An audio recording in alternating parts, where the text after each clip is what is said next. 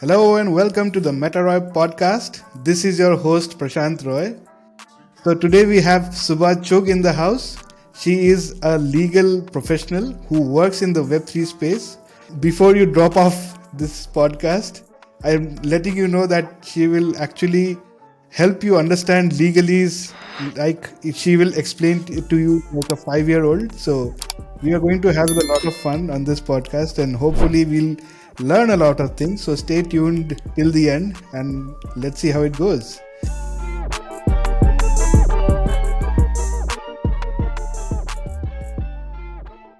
Subha, thank you for joining us today. It's my pleasure to welcome you on this podcast. How is it going? Thank you, Prashant. It's going a little bit too hectic right now. I've got a lot of personal engagements too.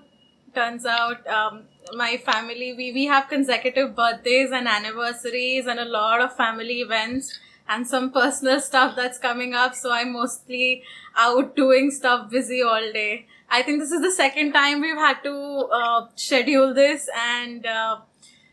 I almost cancelled this time as well. You've been very accommodating and thank you so much for that. I did not mean to be this much of a diva. Hopefully, but don't worry about it. And thank you so much for taking the time out today in your busy schedule. So let's talk about Web3. Like, how did you come into being into Web3 from a legal perspective? You would really love to know what has your story been and why did you choose the Web3 space particularly? So initially when I started studying law, I was bitten by the litigation bug. I think, everybody has that idea. When you think of law, you're thinking of that typical criminal defense attorney and, standing in court and going all tariq pe tariq thing. And that is what I had in mind as well. I worked with some of India's finest criminal lawyers and I studied criminal law really, really well.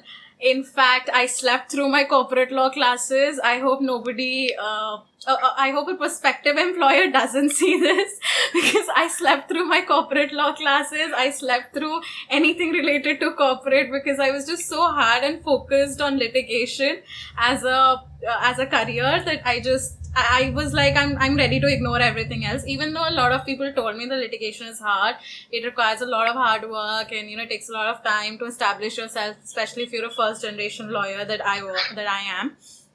So, but I was completely criminal focused.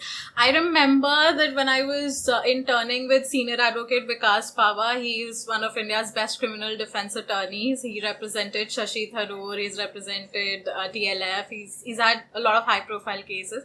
One of his clerks pulled me aside one day and said, you know what, madam, once you graduate, go into corporate. You will make a lot of money, trust me, and then you will remember that I said this to you someday. And at that time, I dismissed it. He told me that, you have that mind. You will do it. And I dismissed it that day because okay, fine, yeah, whatever. I want to go for criminal litigation. But now that I am in somewhat of a corporate setting, I think about it so often that he was so right. I am thinking about him. So my journey in corporate started from, I basically started getting invested in the idea of startups. I had this idea at the back of my head that I wanted to be the part of the next Google or like the next LinkedIn or like the next big thing.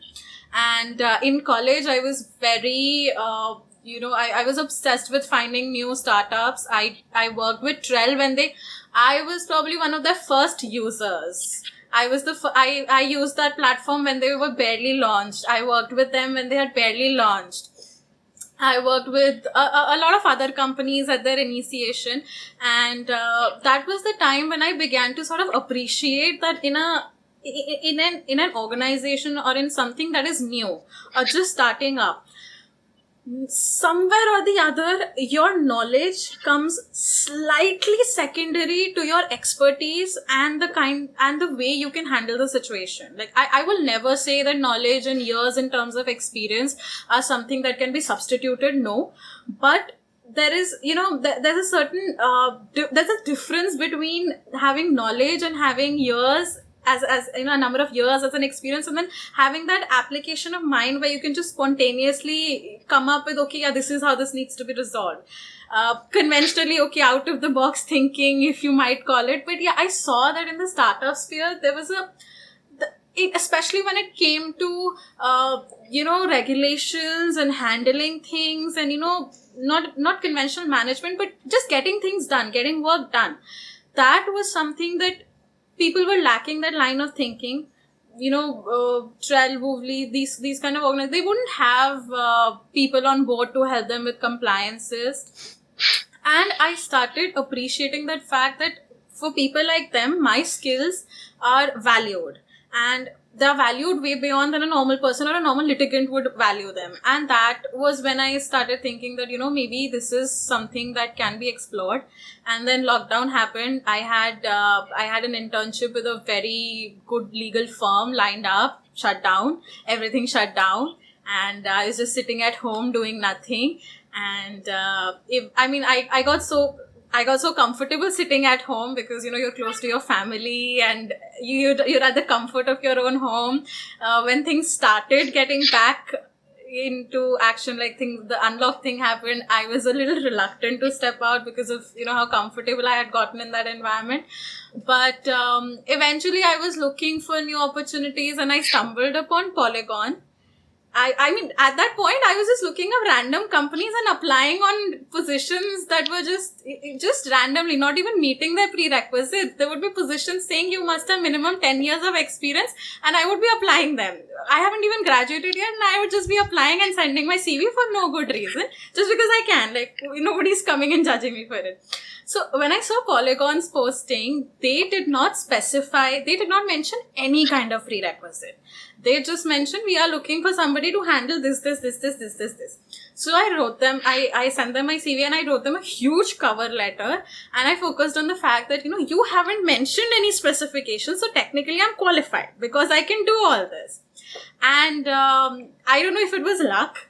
I don't know if it was the person who saw that cover letter, but 2 days later, I got a response from them. And I got a response, when are you available for an interview? And trust me, at first I thought it was a scam, because I wasn't expecting it. I did not understand the whole thing. I had looked up Polygon. I did not understand what blockchain was. I did not understand what this whole tech thing was. I hadn't even gone through it that thoroughly. But I responded. I sat for the interview, and they rejected me. First of all, they rejected me. I was very upset. I called up their hiring manager and I was like, ma'am, I would like your feedback. This was my first interview. I don't know why I was rejected and this and that. She listened to me very patiently. It's like, we just rejected you because we are looking for full-time graduates right now and you haven't graduated yet. There's nothing in terms of your caliber. And if there's a position that opens up, we'll let you know. And 2 days later, she calls me back again to offer me the position. She says, right now you'll be an intern. Once you graduate, we'll call you a legal counsel for the company, but right now you'll come on board as an intern. And I was over the moon. I was very happy, and that was like my first introduction to a Web3. I don't have a very huge Web3 experience. I would be very upfront. My Web3 experience begins from December of 2021. That is how far back it goes. And I worked with Polygon till June. And now I'm working with Fire, so that is how how it has been. And when I was working with Polygon, that idea that I had that startups don't have somebody to tell them about compliance. In Web3, you have nobody, literally nobody. Huge Web3 companies are doing huge transactions, huge business dealings without an iota of legalities involved. Like, coming from a legal perspective, it was a bit shocking to me, especially in conventional sense of the law. I don't know, maybe that is not the, norm otherwise, but in my family, we're a bit too cautious. We're always, give it to me in writing, give it to me in this, sign it first, write it on a piece of paper. And I'm like, here we're doing 10 rupees transaction and giving things in writing. There you are doing 100,000 transactions with such huge consequences potentially. without worrying about how it would look from a legal or a compliance standpoint. It also stems from the fact that there is nothing that can be adhered to. There is no law, there is no. Right now, it's like the Web3 industry is here and the law and the regulations are lying somewhere in the ditch somewhere. So everybody has this question around the Web3 and the crypto space, that is it legal, right? Which is kind of detrimental to the overall space and detrimental to people who want to invest or kind of build products or even want to build a career in this space, right? And there is always this question like, what is going to be the future of this industry? So what can you tell us about the Web3 space, because you have personally worked in this space? And what is the future of this industry, and what is it from a legal standpoint that is currently the Indian government's legal standpoint on crypto and Web3? So I'll go step by step. First of all, legalities really depend from territory to territory. Like in China, they've put a blanket ban on cryptocurrency. If we talk about India specifically, India's stance in general to anything is always precautionary. Be it surrogacy, be it technology, be it anything new, any new thought that you have, the legislatively, your legislation is going to put a ban on it. Sabse pehle they're going to be like, stop it. Then they will think about it. Then maybe later on they will try and bring about some kind of a regulation. Then that will prove to be insufficient. Then they will bring out another regulation. So in that extent, I mean, it's going to be, realistically, it's going to be a long time before we have a proper legislation or a piece of regulation that, properly regulates this space. Initially, the RBI put a blanket ban on crypto. The courts reversed it. The Supreme Court reversed that order. And now our own government, our own RBI, our own finance minister says, तुम्हें करना है तो कर लो, पर हमें नहीं पता इसका क्या होगा. Like, we are not gonna, that is literally what they say. Like, we are cautioning you. We are not saying it's legal, but we are not saying it's illegal either. So you want to, you do it. But we don't know anything as of now. That is a very unfortunate stance, I would say, because at the end of the day, be it today, be it tomorrow, be it next month, or be it 10 years down the line, this is the future. It's coming, whether we like it or whether we don't like it, whether it is misused or it's used properly and for the good. That is a secondary question. It's coming for sure. And I believe that instead of having a reluctance or a resistance to it, the sooner we accept that it's coming and start working towards it, the better it's going to be. In terms of, as I said, initially India was very reluctant banning crypto completely. Now they are accepting it, even though they don't have any legislature, they don't have any regulations to regulate it. They're accepting it because there are many governments who are entering into MOUs with companies, trying to bring their systems on the blockchain, especially police systems, for better, information circulation from within. Of course, it eases the system.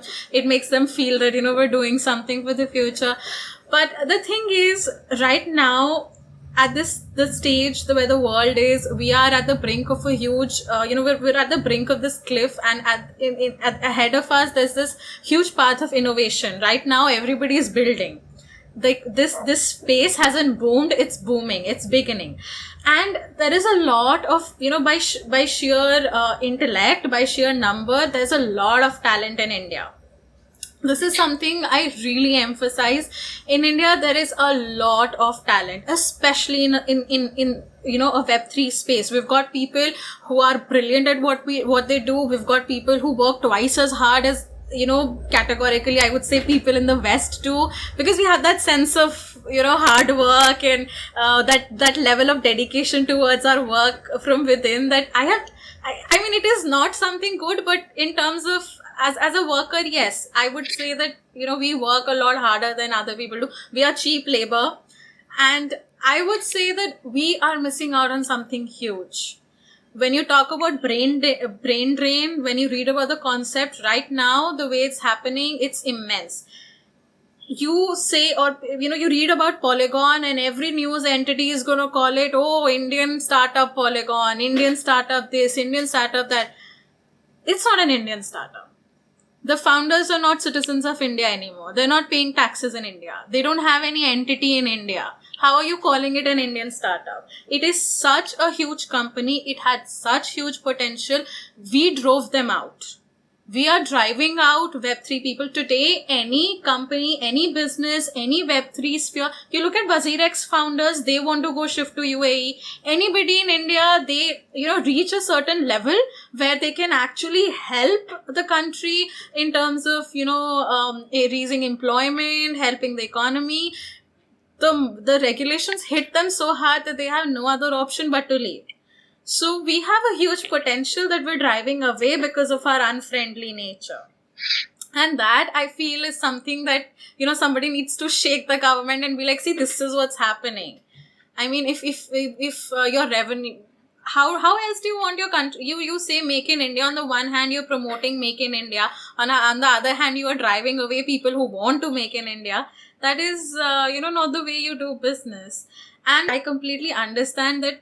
This is me from somebody in the Web3 sphere. I'm criticizing that, India is driving away people.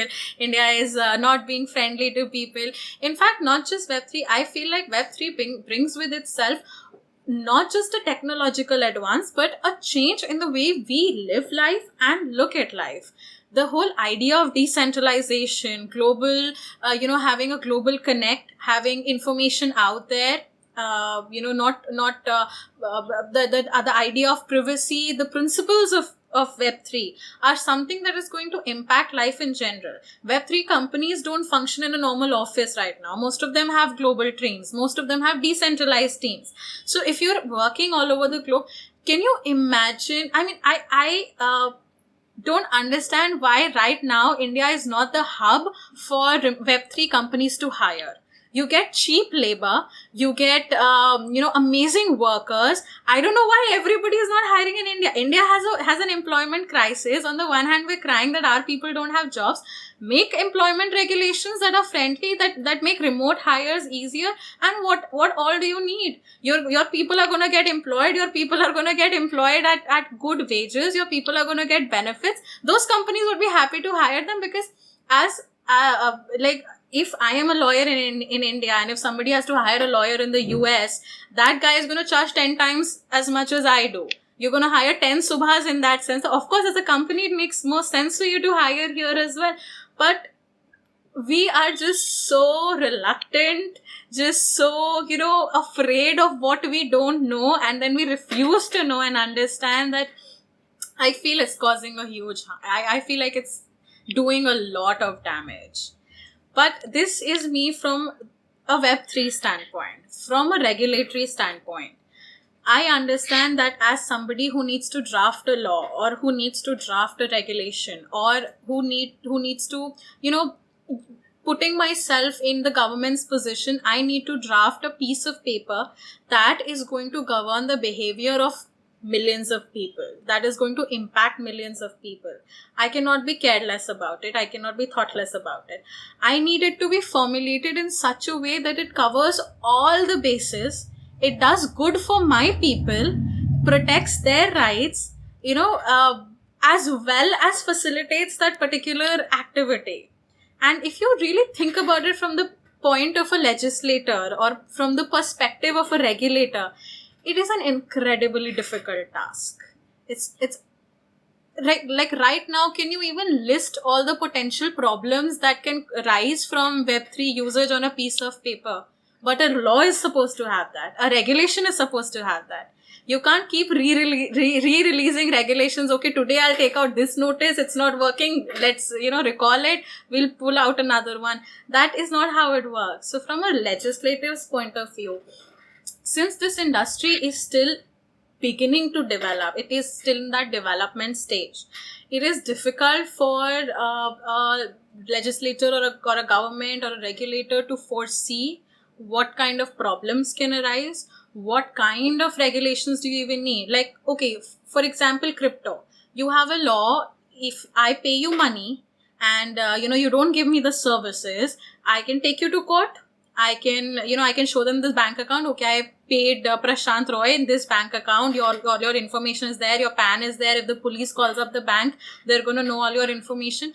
Now, when you're dealing with transactions on the blockchain, you have a lot of anonymous. Blockchain provides you anonymity. Blockchain provides you privacy. When you're dealing with anonymous people on the blockchain, how do you regulate it? How do you hold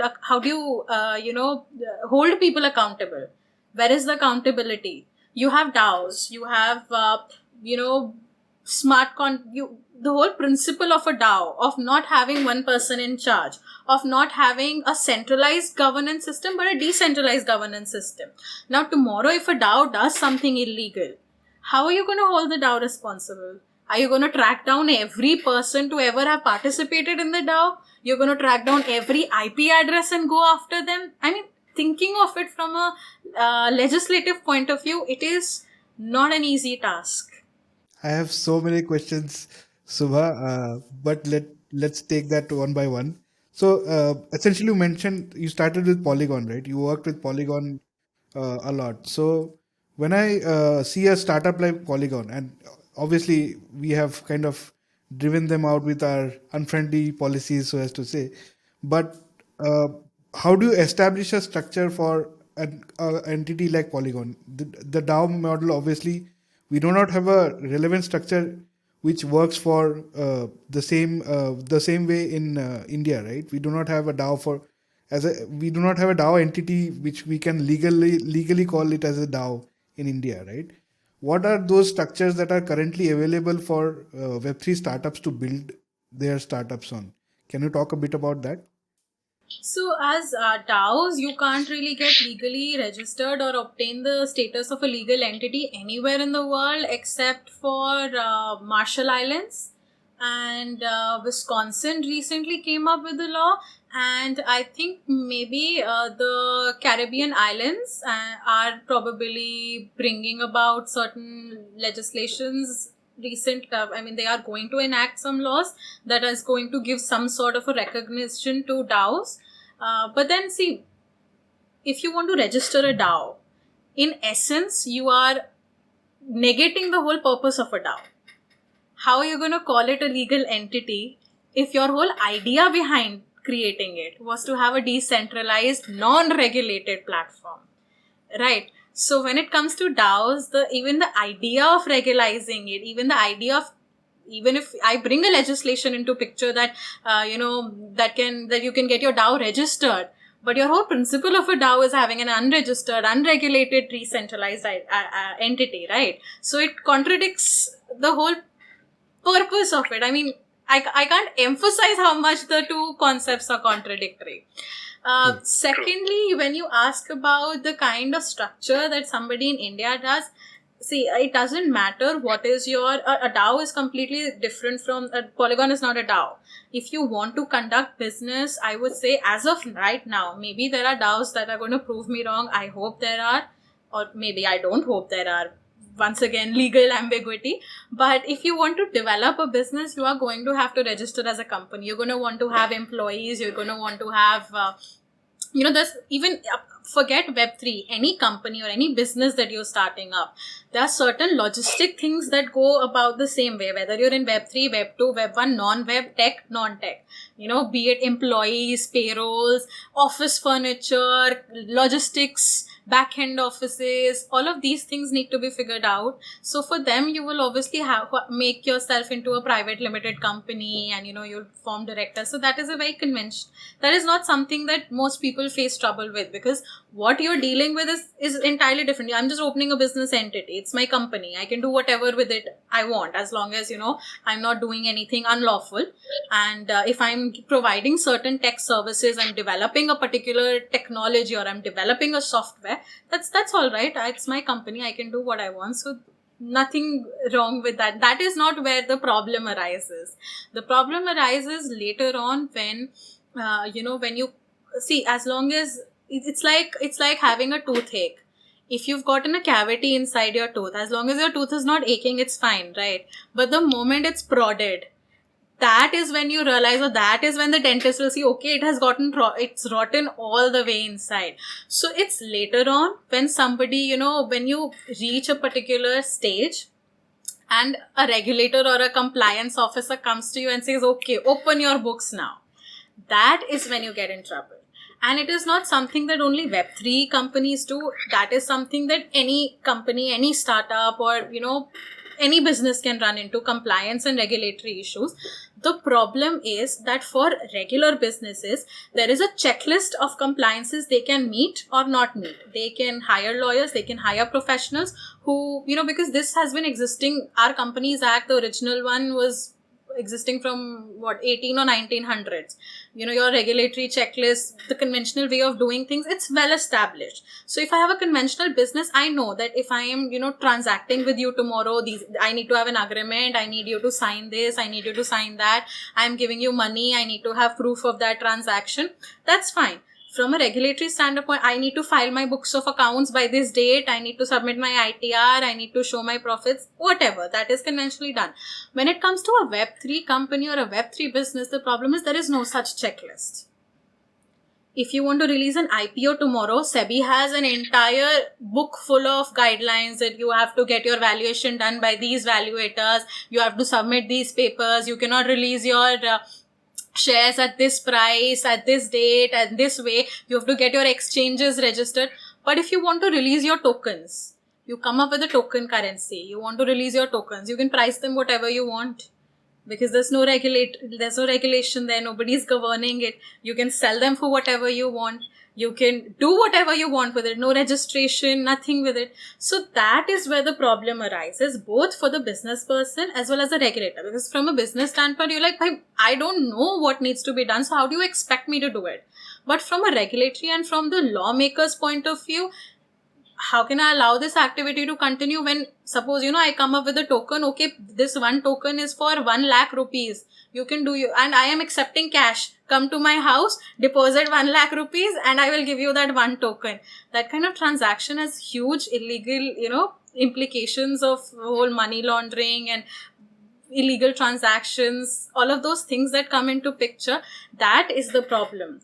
Not the structuring, not the, the way the business is conducted, but the nature of the deep nature of the business. That is where the problem arises. Got it. So even for people, and this is from personal experience I'm talking about, people who want to work in the Web3 space, a lot of people actually pay in crypto, right? And they have a lot of problem, accepting those roles, because obviously crypto is not accepted widely in India, so as to say, right? So that is also kind of a detrimental factor when it comes to working in the Web3 space. So what do you think, what should be done to actually help those people accept crypto? Or maybe is there a structure that is planned out to accept crypto in terms of salary, as a remuneration point of view? Have you seen any structures around that?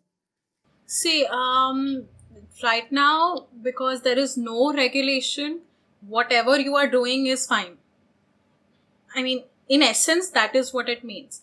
Practically, what companies do is that most of the time, what I have seen, that people who pay you in crypto are also companies who are still in that stage where they probably don't have proper employment contracts, where they are, they're not bootstrapped, they are still funded, they are still developing, they are still taking, they're still in the making. If their internal structure is also sort of figuring out.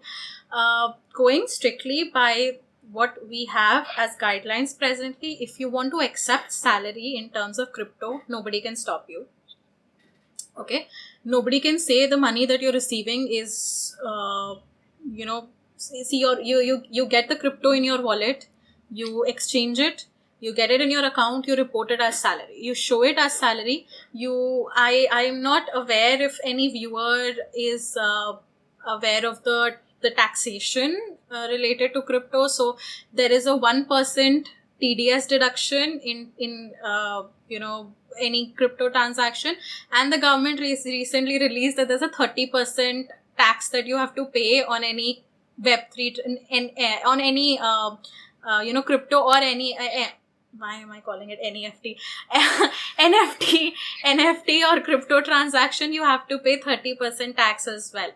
So, from all my understanding and my talks with the experts, any TDS that is deducted is refundable to you based when you file your income tax returns, if your income is less than the taxable amount, or if they've collected any excessive tax. So you don't really need to worry about that. Personally, I understand it's detrimental, but on the one hand, if you're going to file your ITR, even if somebody is taking 10 rupees from you right now, but if you know that they are going to return it to you at the end of the year, then that's fine, right? Even your salaries would get a deduction of 10% TDS.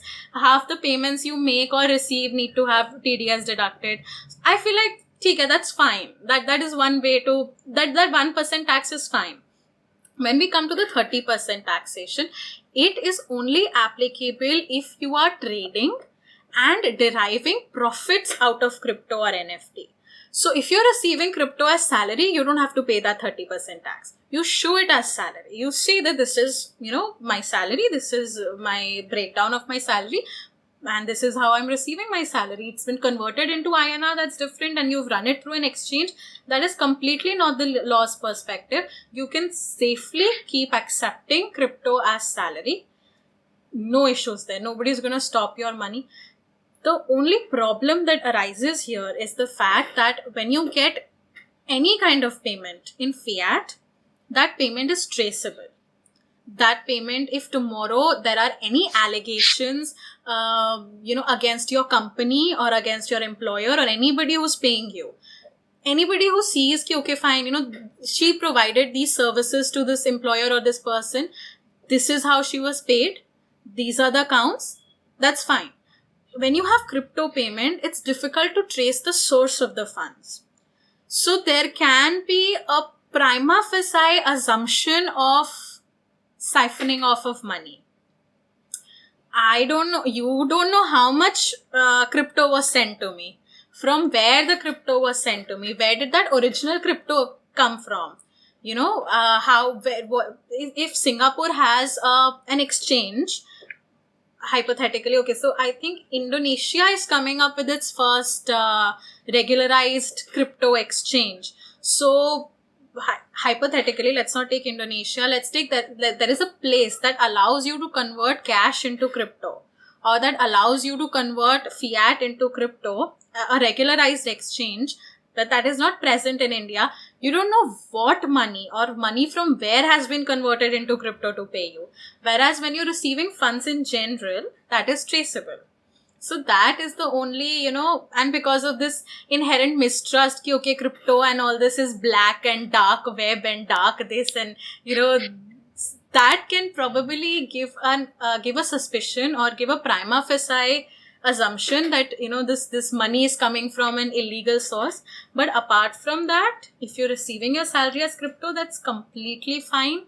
And as long as you're okay with it, technologically, you're fine. Your wallet is secure, your exchange is secure. It's all well and good. Got you. In terms of business dealings that Web3 companies have, right? You mentioned a bit about this, that there is literally no regulations about Web3 companies currently existing, because, and this is something as a developer I understand, because startups are kind of tech startups particularly are built by developers primarily, right? And developers build. They don't actually think about marketing. They don't think about accounting. They don't think about business, right? They just want to build, right? But when it has grown and in such proportions, right? When across the world people are building together, and it has grown to such a level, then that is when we need people like you or people like me who come from marketing side of things. So that is where these regulations also the rules start getting built, the regulations follow, the compliances follow, right? So when a company like a Web3 startup wants to get into a business dealing, and I'm asking this because you have done it in the past, so what are the regulations that are currently not existing for Web3 startups? What you had to build from scratch, and how did you kind of manage this entire transition? Because you are also working with a registered company in some country, right? Versus a Web3 startup which may or may not be registered. I'm not very sure, right? So it may be a DAO system also. I'm not sure. But how does a dealing like that, a business dealing like that work out? See, the core business dealing is the same as any business dealing between a company.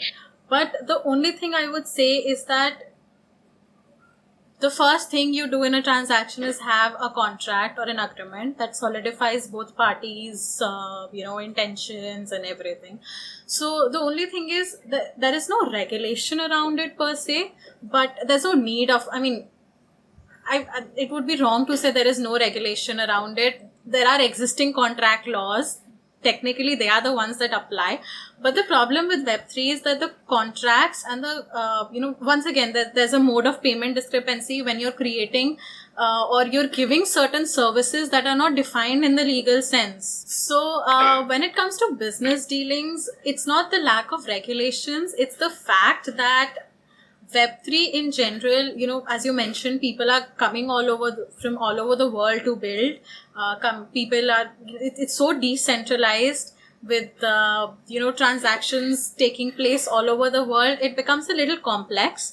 And it's not the lack of regulation. It's the Web3 companies themselves who don't do their due diligence, who don't, establish, who don't properly formulate agreements, who don't properly conduct KYCs. Now, see, if you know that you are under scrutiny in general, your business, your nature of business is such that it can be tomorrow, people can pull you up, a regulator can pull you up. I feel like you should be a little extra careful. You make sure that all your transactions are backed by an agreement, because people are looking at you and their first thought is you are doing something wrong. That is a wrong assumption to have, but yes, because of the nature of your business, because of the fact that you can do more wrong, let's face it, there is a huge potential of blockchain misuse. Tomorrow, a company can very easily siphon off money and can be involved in, money laundering, if illegal funding, illegal fund siphoning off very easily in the blockchain as compared to it would have been through fiat currency or in a normal sphere of, work. Because it's accepted that a blockchain company is going to have entities a lot of places all over the world. They're going to conduct transactions via crypto. They're going to have transactions on the blockchain.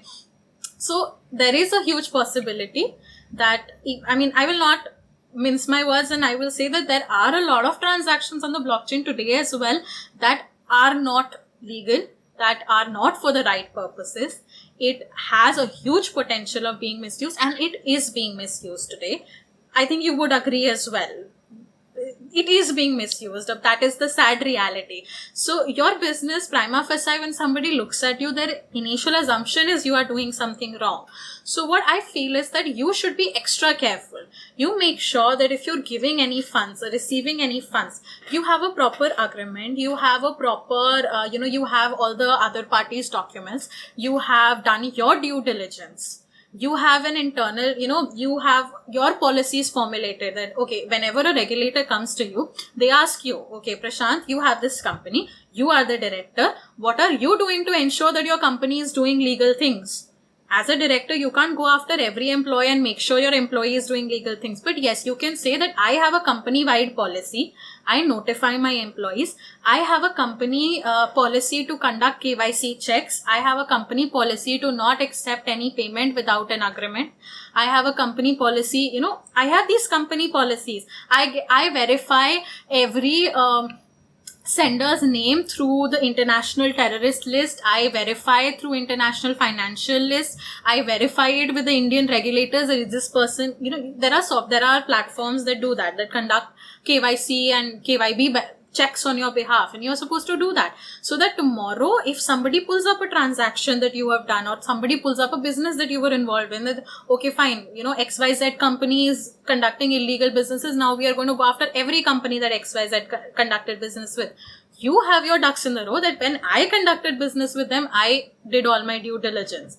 So that is something that Web3 businesses need to be extra careful about, which I feel somewhere or the other they are not doing at all. True. At a conventional business, if you're a small business person just running a business out of your own house, nobody's going to come and ask you, okay, this person you paid 10,000 rupees to, did you take their Aadhaar card? Do you even know who that is? Because everybody understands what that is. But the moment you're involved in Web3 and people are already looking at you with a tinted lens, they already have that presumption that you have paid for an illegal activity only.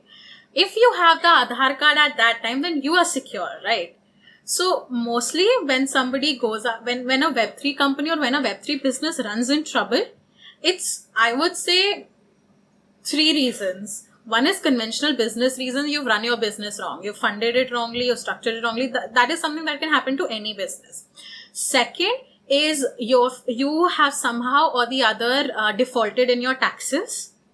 That is when the regulators will come after you. Third, you were not careful when you were conducting transactions and you have been linked to a bad transaction. Maybe somebody has, maybe some of your partners or somebody you conducted a business dealing with has gotten into trouble and now you are being scrutinized. It's one of these 3 things. And for the second and third thing, I feel like that is something it's really preventable. You have people who are doing your books properly and you do it from day one, because once it's gone bad, I had a small time businessman ask me, they're just building their platform. They're also a Web3 startup. And they asked me that we're so small, we're just starting out. Do we also need to take care of all these compliance issues? And I was like, it's like asking a dentist, should I brush my teeth twice a day? I mean, yes, tomorrow if you get a cavity, there are solutions to it. But you have gotten a cavity and that is irreversible. If the roots of your teeth have rotten, that is irreversible. So if you go by compliances, you make sure that, your accounting. It all comes down to accounting and holding people accountable. You're doing everything. You're keeping a record of everything. And you're doing it properly, all your ducks are in the row. Nobody's going to come after you. And even if you have done something wrong, even if you have transacted with the wrong person, if your liability ends at your due diligence, as long as you can show, I did my due diligence, even if that transaction has turned into something wrong, you are at least safe from that part. The only problem with Web3 is that because a lot of people say, even by nature of, if you're transacting with a DAO or if you're conducting a business dealing with a DAO, how do you make sure that all your ducks are in the row? Because there is no background check that you can run on somebody. They don't have any, entity documents that you can collect for your records. Nobody can sign an agreement. Because it's a DAO. If it is a DAO in its true sense, I'm not talking about DAOs that have 3 governing or 3 majority holders, or, we have a multi-sig wallet that is controlled by these 2 people only, but we are a DAO. So that is a different thing. Of course, that is the route that people end up taking. But, from a regulatory standpoint, Web3 companies, a lot of people in Web3 don't want to go through compliances because their ducks are, their own, they don't have the proper documentation themselves, or they are involved in something illegal. I cannot tell you how many times we conducted KYC checks on so many people in my past businesses, in my past jobs, and they turned out to be wanted criminals and people who had been disqualified by the government to hold businesses, who had fraud convictions against them. Now, if you conduct business with them, of course you will get into trouble. That is not Web3, Web2, non-Web. What else can I say? So that is the problem with Web3, that, a lot of people are using the space as a cover. And that is what's giving all other people who are doing good the bad name. Because they are the ones in the eye of the, in the eye of the public. That, okay, this wasn't okay. This company has failed. This is crashing. This is going down. So that is what it ends up doing. It's not that difficult to meet compliances from a business standpoint, not from a regulatory standpoint of, crypto and all of those things. I already explained that is difficult even from a lawmaker's point of view. But from a purely business standpoint, if you have a company, it's not that hard. You look at CoinDCX is doing so well. Wazirex got into so much trouble, but CoinDCX is doing so well. You have Bioeconomy, they are doing so well in spite of, they're completely Indian, they have an Indian establishment. So that apart, from a business standpoint, it's not that difficult. India makes it a little more difficult in terms of paperwork and and red tapes, and the number of offices you have to visit, and once you get into it, that process is a little complicated, but it's not that hard from a business standpoint. Got it, got it. And so many questions in my mind, and more dental references coming up, but for you guys in the audience. But in terms of raising investment, right? When companies like Web3 startups are raising investments, and this is something also you have worked in the past. So, what are the things that they should be careful about when raising investment from international sources, as especially through crypto or through token sales or anything like that? What are the things that Web3 startups in India should be careful about? See, the first thing when you're raising money, or this is more of a financial question than a legal question, because you need to have a proper financial model. When you're raising money, it's not based on your value as a web. I mean, it's not based on your Web3 nature. It's anybody who's investing in you is basing their investment on your business value, like how strong you are as a business. So the only trick when it comes to from the legal standpoint is you're getting so much money from outside. You get you're under you have to adhere to FEMA regulations, foreign exchange management regulations. You have to adhere to foreign direct investment regulations. You will adhere to them normally, like any conventional business would, because of course a lot of people getting money from outside would probably be getting them from the wrong places. So it's more of a financial question, but if you're looking to raise money, the first thing you need to do is ensure that your valuation and the number, the type of, first of all, you ensure that the people who are investing in you, especially at a beginning stage, even though it is difficult because you're more of beggars than choosers at that stage, but you have to sort of ensure that the people who are investing in you have a good, solid, internationally acclaimed profile. It's not some random people who are investing in you. Then there are certain guidelines that you can take care of. As I mentioned, there are financial crime lists. There are certain declarations that you can take from a person. So legally, in general, I even if you probably opened a mutual fund, you would know that there are FATCA declarations that you have to sign. So it's something similar. When you're getting money from somebody, you have them sign that I'm not a politically exposed person. I'm not holding positions of power anywhere. I am this. My funds are coming from a genuine place, and you ensure that you are either that there's only a certain percentage of money you can get from a particular company from outside of India in a particular time frame. There are all FDI regulations. I don't want to get into the whole circular. It's going to be very boring. But the biggest thing that you have to do is make sure that you have a financial model in place, your valuation, so that tomorrow, if anybody asks you, if anybody goes through your books, if anybody looks through your investors, at the face of it, it looks legit. It doesn't feel like, okay, your business idea is zero, but people have invested millions in you. Then that is immediately you feel that okay, this is some money laundering going on here on, because you don't have any business entity. In actual numbers, if a real person, or if the government was to make a valuator sit and valuate your business, your valuation would be X, but the funding you received is X times 10. So that is something that you should be very careful of, that you have a good finance person on board who's giving you a proper valuation, and all your from a financial standpoint, all your ducks are in the row. In that sense, that is the only thing you need to be careful of, prima facie, when it comes to investments. FDI regulations, foreign exchange management, and make sure that your valuations are on point, and make sure that your investors are legit. 4 things. And the fifth thing is you can reach out to Shubha if you have any questions around this law particularly. So any startups out there looking to raise money, first I would urge you to contact Subha. She would help you with the legal aspect of raising money. And No, please first reach out to a financer and show him your books of accounts. also I can't that. do anything legally if your accounts are all messed up. Your value, I had a business reach out to me and say, we're going to sell our token. We're going to value our company at $2 million. I'm like, how can you value your company at $2 million? You are 3 employees in total.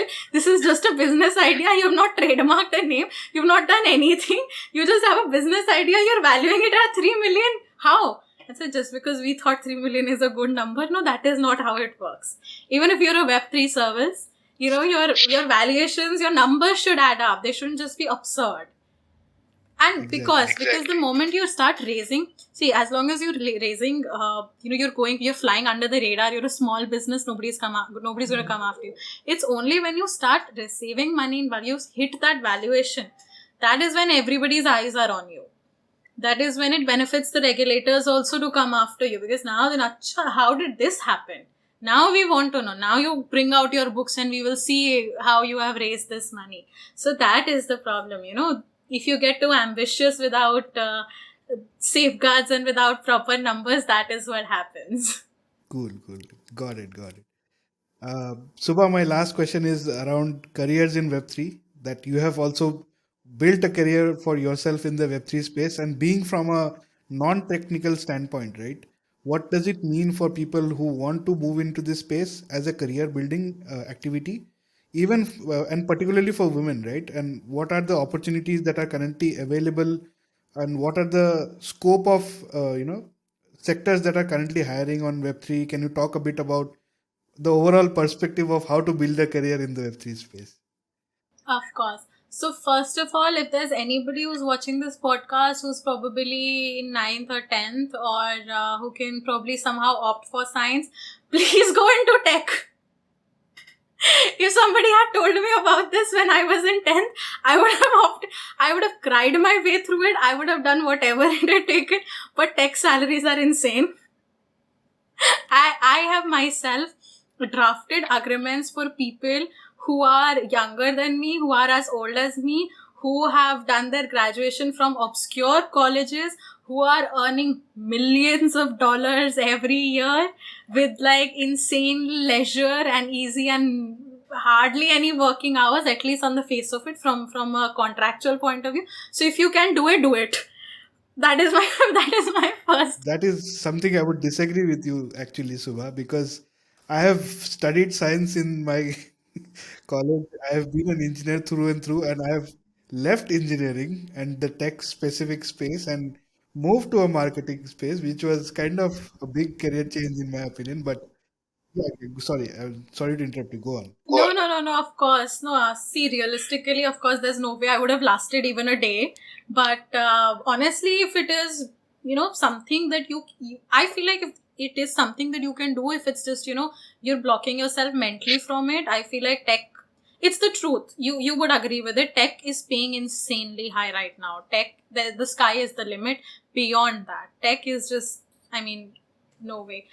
Coming to non-tech jobs, I personally recommend everybody, whoever I meet, whoever my colleague is, my friends, I keep telling them they should switch to Web3 because you have insane number of benefits. You have, there is a huge lack of talent. Okay, let's go systematically. Now, Web3 does offer you a lot of opportunities, but the first thing you need to be careful about is that right now, the space is a little volatile. Yes, there is a lack of regulation. It's still developing. There are businesses that are coming up. There are businesses that are shutting down. There are businesses on hiring freezes. I know a couple of companies who shut down hiring abruptly, who had massive layoffs in Web3, not just because of a failure of business model or them failing as a company, but because of regulatory standpoint as well. For example, Polygon had to lay off their legal and finance team due to regulatory standpoint. They had to, they had no other option but to do that. So it is a bit of a volatile space. And I do understand that if you're somebody who is looking for stability right now, who wants to ensure that, they're secure right now, at least for now, Web3, going full Web3 might not be the right choice right now, especially if you feel that, I want a steady paycheck every month. I want to ensure that this much money is coming into my account because I need it. I would be upfront about it. I have some friends who have to earn a living, and as lucrative as this field is for them, it is a bit, and I would say having somebody who suffered a layoff. The only reason I am working in Web3 and the only reason I could continue working in Web3 was because I was fortunate enough to have a backing right now that even if I was not earning or even if I was not out of work for a while, I could sustain myself. I had the savings for that. So right now, that is a disclaimer that has to be that is something you need to know. But if you're somebody who can afford to get into Web3, see, the first thing is that it is a huge field. There is a huge lack of talent. As we discussed, Prashant mentioned, the whole idea of being paid with crypto, being associated with unconventional workplaces, it deters a lot of people from working in the sphere. So right now, there's a huge dearth of talent. A company, yes, requires developers and tech people to, develop the whole thing. But the most important, when I was looking for a job in Web3, every company would be hiring at least HR, marketing, and accounting. These three things, if you're a company, you always need these three things. Legal, you can still outsource. Accounting, maybe to an extent you can outsource, but if you're marketing and HR is something marketing, especially marketing, unless you can market yourself, you can't do anything. You can be the best thing in the world, you can have the best business idea in the world, but if you can't market yourself, then you're nothing. So your entire business depends on how well you can market yourself. So marketing, HR, and accounting, these three. And now, slowly, compliance, regulations, legal. I hope that slowly it will build up too. The Web3 space does not function the same way as, conventional businesses do. As a marketer, you will not market a Web3 company. The marketing strategies will be different. The marketing techniques will be different. Your, mode of marketing would be different. You can't just simply have promotional events in a conventional sense. There is a lot of thought that goes behind. Same with HR. When you have a global workforce, you can't manage them the way, normal or conventional workforce managers. Right now, there are people who are specializing in remote work management. I have come across remote work champions, and Polygon especially has a head of remote work department. Companies working remotely. Now, imagine the kind of work opportunities that are cropping up. If you're not somebody, you don't really enjoy HR, you don't really enjoy marketing, but there's unconventional, your skill set, as long as you can put your mind to it, you can come up with new things, you can get into the industry. No experience required. In fact, a lot of people with dozens of years, decades, I would say, of conventional experience would fail in front of somebody who has no experience but has the brains to, come up with a strategy to be able to do the work. And that is the best part about Web3 right now. They are valuing talent and genuine skill over experience and, having a degree and having the qualifications on paper. So that is something that is huge right now. Web3 companies, obviously, most of them work in a global sphere, so you can work remotely. I don't know why companies are even working in office right now. I think offices should all be dismantled. If you're somebody who prefers, in fact, I know people who used to laugh at me. Even right now, a lot of people criticize me that, you're so young. Why are you working remotely? How will you network? How will you progress in your career? How are you productive? But once they realize that they spend an hour in a commute every day, they come home tired, spend their entire day with people they don't, I would not say they don't like their colleagues, but there's a difference in spending the whole day at your comfort zone with your family, taking a few minutes off, traveling. I can do a whole lot of other things while I'm working, and without compromising either of them. So Web3 offers you a lot of freedom. When it comes to work opportunities, I would say two things: women and India. two categories, Indians and women all over the world. In general, the harsh truth is it is difficult for a woman to be working, especially past a certain age. There are certain expectations that your family, that your society attaches to you, that makes it difficult for you to continue working. And frankly speaking, okay, as a business, even I would feel I might think twice about hiring a woman if I know that, okay, no, I will have to give her maternity benefits also. I can't keep her past this. I can't ask her to stay till 12 a.m. in my office. I can't ask her to, work till this date. So it makes it difficult to be a woman in corporate, whether we like it or not, whether we want to accept it or not. It's the truth. But when you're working in the Web3 sphere, when you're working remotely, you can work at your own leisure. You don't have to worry about compromising either sphere. My mom took a career break when, I was born, because she was pushed out of her company. When she got married, when she got pregnant, her company unofficially pushed her out. They don't ask you to resign, but they attach expectations to you. Of course, you're stuck either way. And then she chose to take a career break.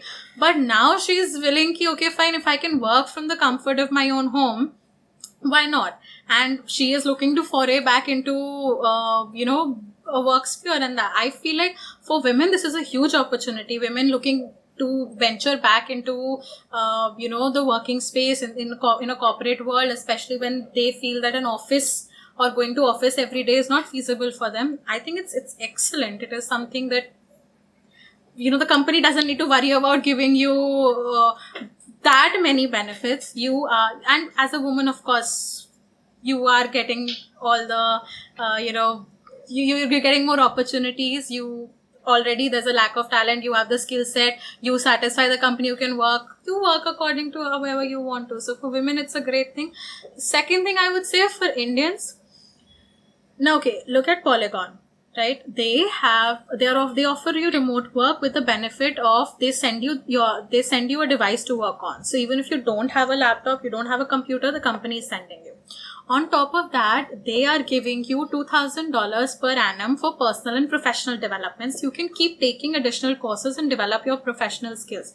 That means that right now, somebody sitting in a remote part of the country, as long as they speak the language, as long as they have a stable internet connection, or even if they have an unstable one, the company is willing to pay for you to get all the equipment, develop your own skills, as well as going to pay you a salary. So I feel like working in Web3 solves all of our unemployment problems. Even if you are somebody who doesn't have the skills, even if you feel like, okay, I don't have a fancy degree, or there are so many things that I can't do.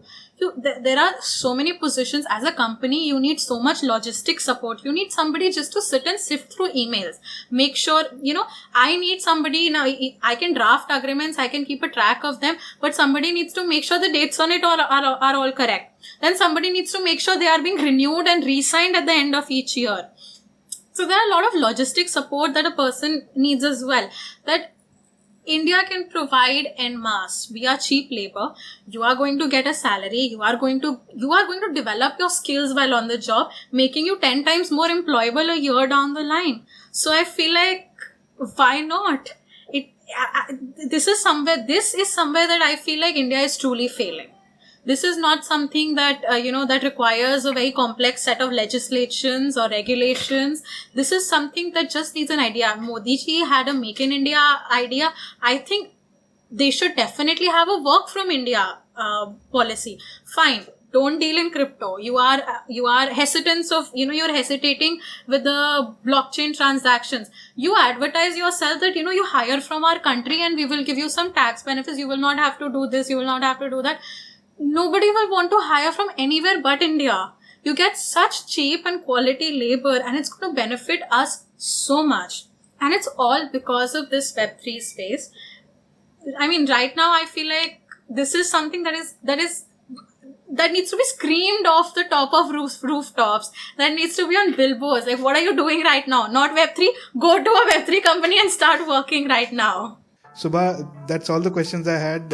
Thank you so much for sharing these insights and making so easy for us to understand legalese, because that itself is an aspect I would say that is very difficult to do. And of course, love the dental references. Thank you so much for sharing these insights with our audience today, and I wish you all the best in your career and in your future in the Web3 space as well.